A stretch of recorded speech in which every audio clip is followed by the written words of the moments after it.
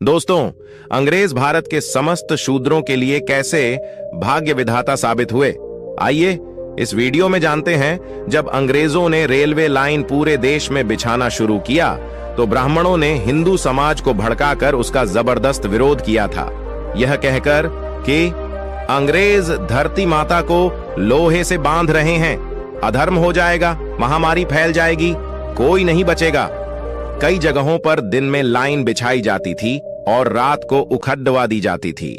कहीं कहीं तो धार्मिक भावना भड़काकर देवी देवता की मूर्ति स्थापित कर लाइन उखाड़कर रातों रात मंदिर बनवा देते थे। यदि आपको इसका आज भी प्रमाण देखना है तो गाजीपुर जिले में दिल्ली कोलकाता रूट पर दिलदार नगर जंक्शन स्टेशन पर उखाड़ी लाइन पर ही शायर माई का रातों रात मंदिर बनवा दिया था। अंधविश्वासी जनता के जबरदस्त विरोध के कारण अंग्रेज मंदिर नहीं हटावा पाए थे, इसलिए ट्रैक को उन्हें मोड़ना पड़ा।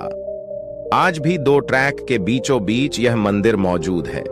ब्राह्मणों ने रेलवे का विरोध इसलिए किया था कि हम लोग शूद्र के साथ नहीं बैठ सकते हैं, पृथ्वी पर अधर्म हो जाएगा। हम लोगों के लिए अलग बोगी, नहीं तो डब्बे में ही अलग से ऊंची सीट ब्राह्मणों के लिए बनाना पड़ेगा, तभी हिंदू धर्म की पवित्रता बनी रहेगी।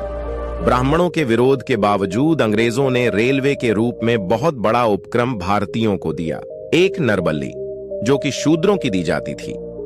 अंग्रेजों ने इसे रोकने के लिए 1830 में कानून बनाया था।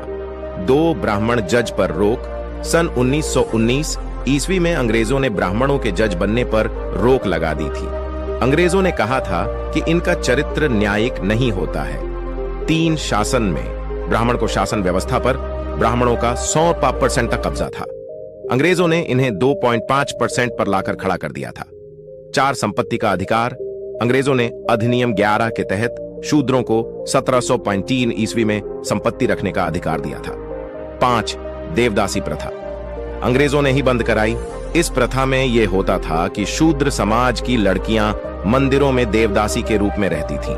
पंडा पुजारी उनके साथ छोटी उम्र में बलात्कार करना शुरू कर देते थे और उनसे जो बच्चा पैदा होता था उसे हरिजन कहते थे।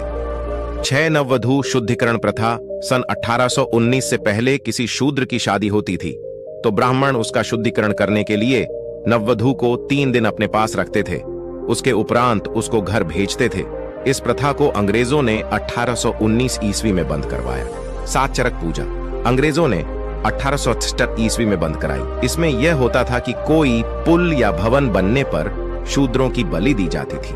8 गंगा दान प्रथा। शूद्रों के पहले लड़के को ब्राह्मण गंगा में दान करवा दिया करते थे, क्योंकि वह जानते थे कि पहला बच्चा हृष्ट पुष्ट होता है, इसीलिए उसको गंगा में दान करवा दिया करते थे। अंग्रेजों ने इस प्रथा को रोकने के लिए 1835 में एक कानून बनाया था।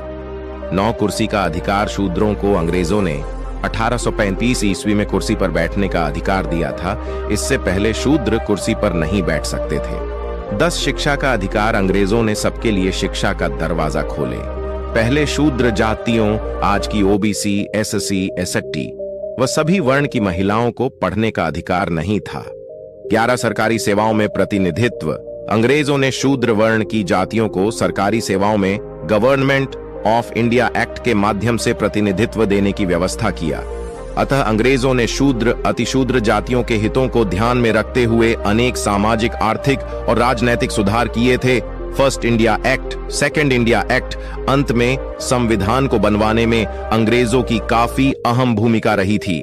महात्मा ज्योतिबा फुले ने तो यहां तक कह दिया था कि शूद्र अतिशूद्र के लिए अंग्रेज भगवान बनकर आए हैं।